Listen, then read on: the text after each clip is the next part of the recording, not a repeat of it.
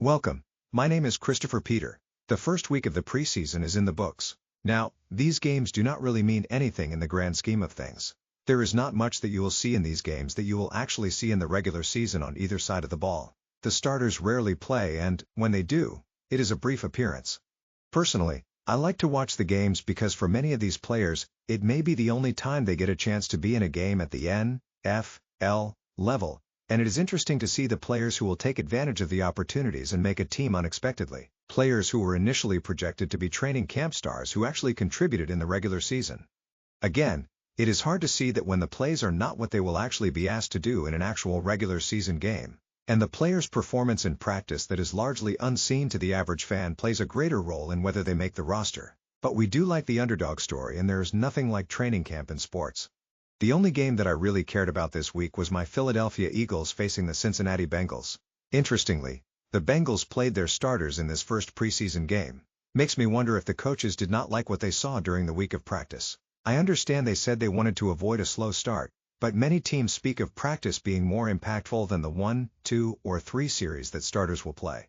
The Eagles, like most teams, rested their starters and gave the opportunity to play meaningful reps to backups, many of whom are vying for a roster spot or a higher spot on the depth chart. Not worth the risk to put starters out there when you are built for a Super Bowl run. It gave an opportunity for Eagles fans to see more of Tanner McKee, who has become a fan favorite. There are some things we need to clean up with our defense and the new and young talent. Some players who need to do better with their chance now that they finally got what they have waited for. But that is why you give them meaningful reps, to see where they are and identify if they can fix any issues, or do we need to find an external solution.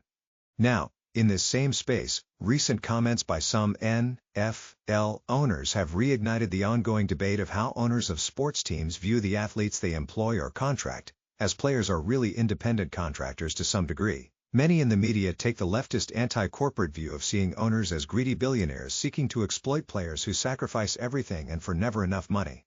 For instance, Jerry Jones has been publicly negotiating in a mostly one-sided manner through the media, questioning whether the fans really want Micah Parsons, clearly their best talent on their team, back under a market-leading contract. Additionally, he has made assertions that a deal was done directly with Parsons, reportedly without representation in the room. During the same time period, we saw Cleveland Browns owner Jimmy Haslam distance himself from the decision to draft Shedeur Sanders, who slid all the way down to the 5th round, rather than the second pick that they had and traded away.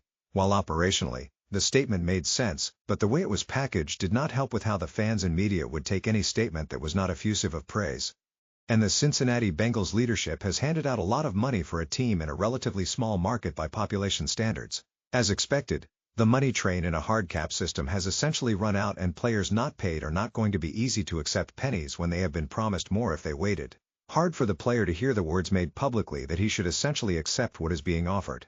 So let us look at these controversial views not under the usual ideological perspectives, but an economic perspective to see how to effectively bridge the gap between the team owners who are trying to manage the viability of their franchises, with players who deservedly want to be compensated in line with peers with similar production. The reality that people do not really want to acknowledge is that employees are assets to an organization. While the word family is thrown around all too often, the reality is that we are all compensated because we can produce value desired by that organization in an amount that exceeds the cost of our association with that organization. For non-revenue or savings-generating activities, their value is reduction of risk or prevention of something that can be of value if addressed before it is realized, or finding ways to improve productivity through data analysis, behavior improvement, or waste reduction. The value in increased revenue or decreased cost and risk is what makes people a productive asset. Otherwise, they are simply a liability to the company. In sports, players are the ultimate assets as their work deliverable directly impacts the organization's desired objective or goal. Theoretically, every team wants to win a championship in their sports, whether the immediate season or sometime in their roster cycle. So they hope that the people they hire in the front office can identify the right coaches to set the plan and players to execute the plan that will deliver that goal.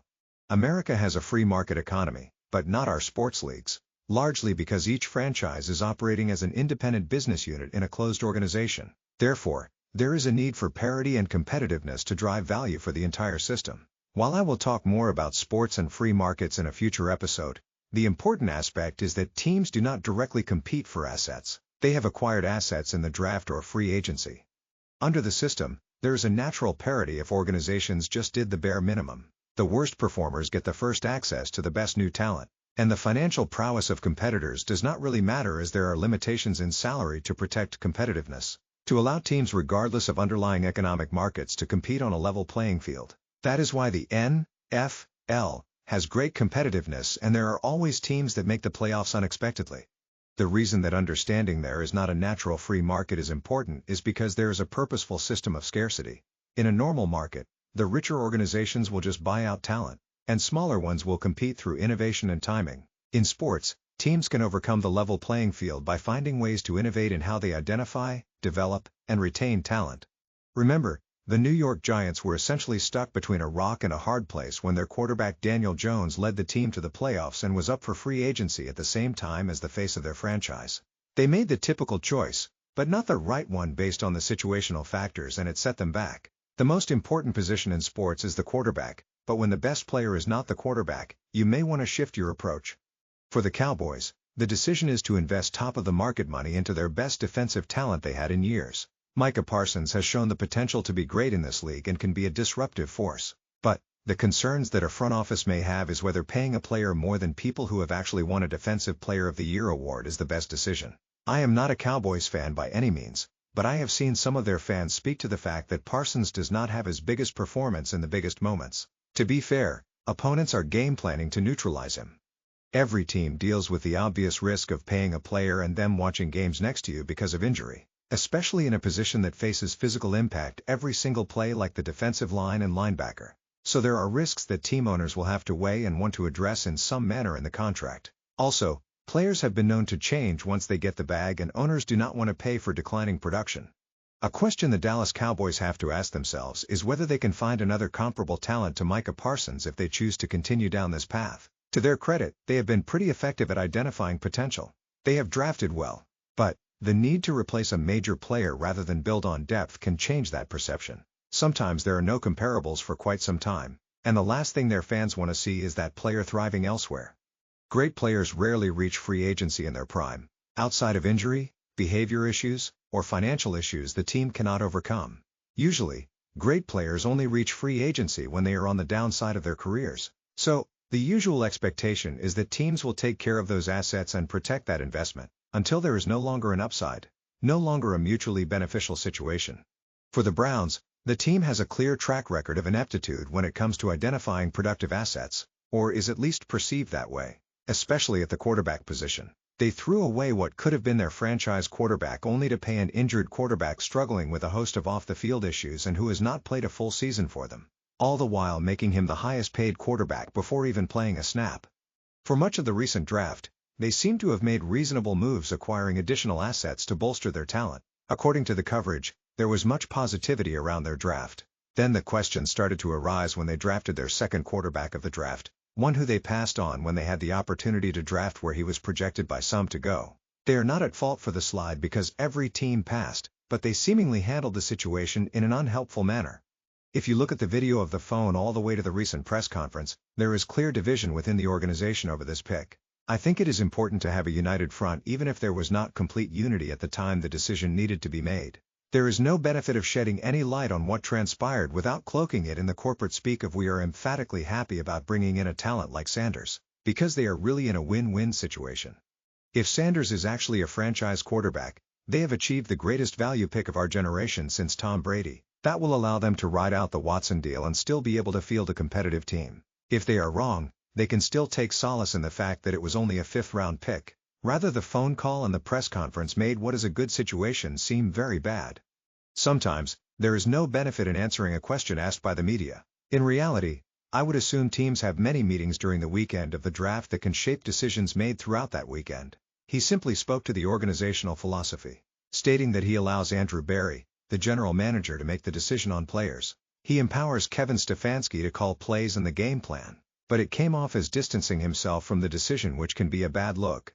In reality, even if there was a difference of opinion, obviously the side wanting Sanders prevailed and he will have the opportunity to prove them right, which he did a good job of doing just that in his first action in the preseason. I can expect that he will not fare as well against my Eagles, but he showed some promise in his debut. Results should matter and performance against expectation should matter.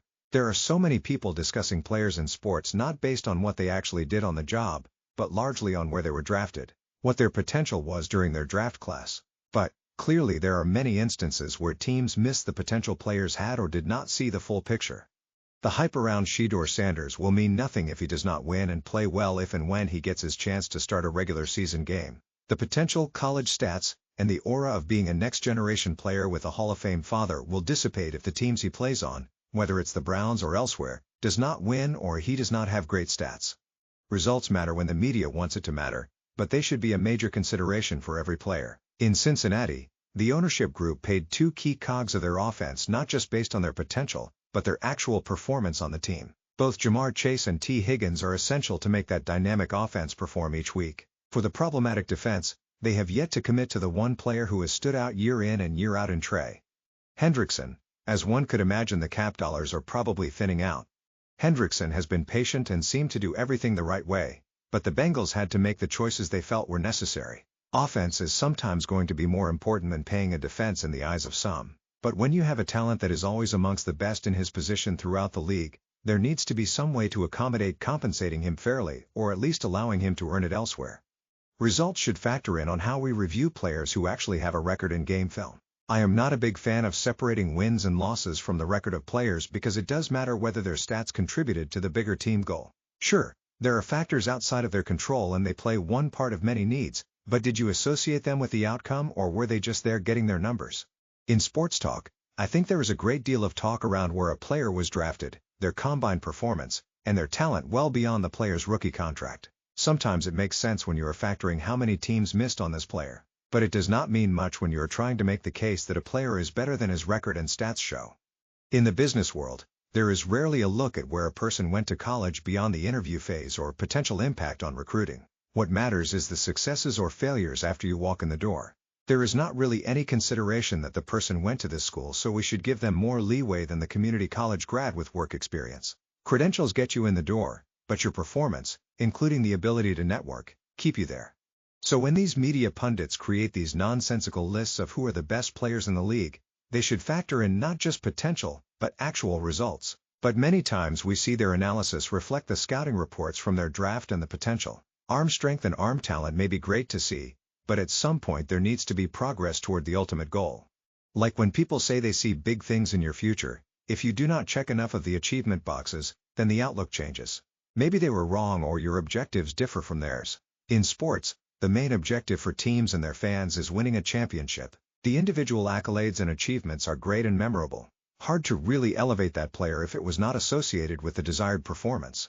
For instance, the greatest part of last season for my Philadelphia Eagles was the culmination of everything ended with a Super Bowl win. The great year of performances by Saquon Barkley, Jalen Hurts leading the star-studded line to victory after victory. Our vaunted defense that ended the year at the top and stifled our former head coach and the future GOAT. For Eagles fans, we have experienced all too often a great season ending in disappointment, but not last year. The dominant performance in the Super Bowl completed the story. In the commentary of these influencers, should we not change how we look at players who have yet to bring their teams closer to the desired goal or at least performed at their best when the opportunity arose? On these lists, again they focus on qualities but overlook the performances. Wins and losses may not be in the direct control of every athlete, but when your performance sets the stage, it should matter. How they lead the talent around them and make the pieces work should matter. How they galvanize the organization and reinforce culture should matter. The biggest quality of any player should be the ability to contribute towards a victory. And too many times we overlook that because we want entertainment value. I do think it can be challenging to quantify how intangible qualities impact success as a whole. We sometimes do not see performance at organizational levels, rather prefer to see it at the individual because of our fantasy football mindset that wants clear and easy results. Too many people punish high performers for having talented people around them, when other greats have the same level of talent without the same level of results.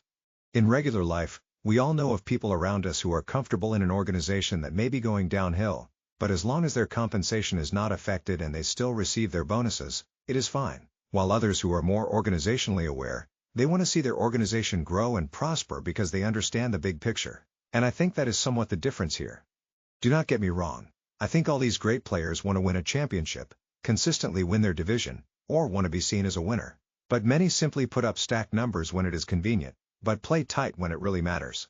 If we are going to default back to their talent and potential, then we must question whether we really value performance. Performance matters. That is what teams pay for, play for, and exist. Teams recognize individual accomplishments, but team accomplishments will always stand out in the minds of the fans more.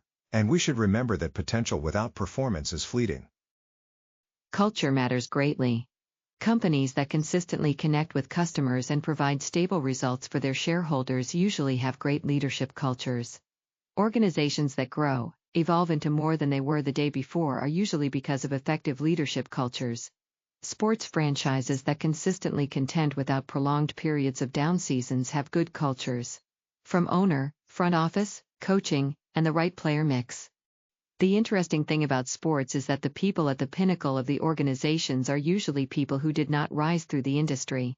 Many have experienced great achievement and success in other industries and use that wealth created to purchase their spot in the greatest markets that exist in the world.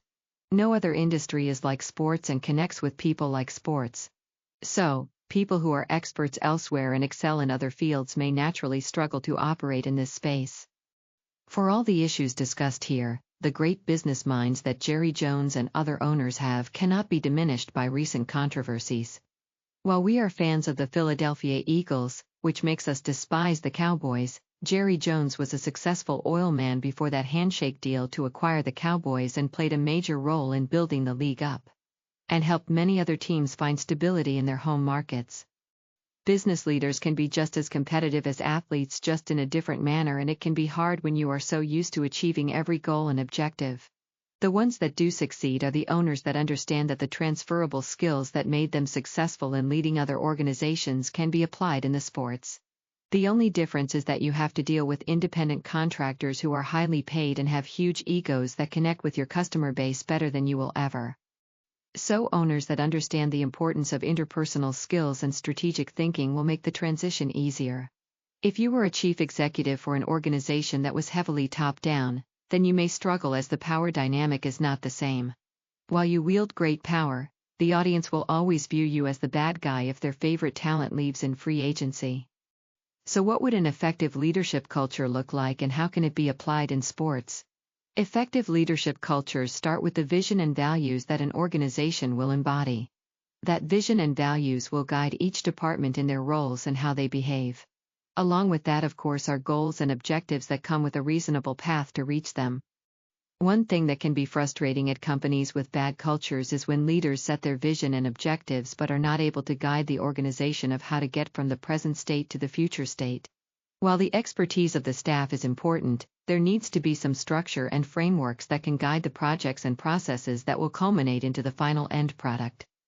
In sports, you would want a talented front office that is able to understand how to identify talent across the organization and communicate with that talent.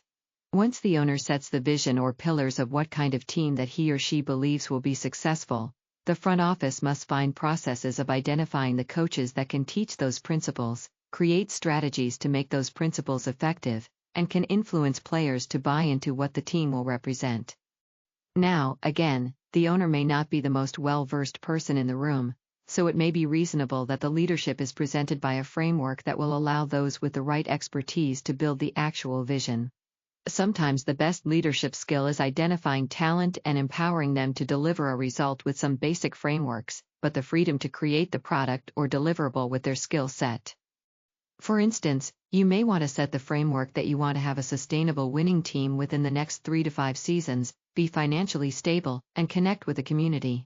So the general manager or president of football operations will be tasked with defining what are traits of a winning team, identify coaches with a philosophy that fits the winning approach, and establish processes of fielding a team that plays the right way. And maybe a president of business operations that does the same for the business and corporate side. The biggest factor is understanding the question. Understanding what it will take to be successful in this space, without being bound completely to the processes and practices that worked in another field. Sometimes those are not transferable, but need to be modernized or modified to fit the new environment. Sometimes, you have to change the way you negotiate to fit the present space or how you speak with stakeholders. The people key to your success in sports are paying a significant physical price and costing you a major financial expenditure. Being able to manage the culture where players want to give full effort and push harder each day is important in sports as well as some other endeavors. A big thank you to all of you who experience the Christopher Peter Review, our podcast episodes or our blog posts. The Christopher Peter Review provides you with an economic perspective on salient current events. Please remember to continue to visit www.crcreview.com for more content and do me a favor and like and subscribe.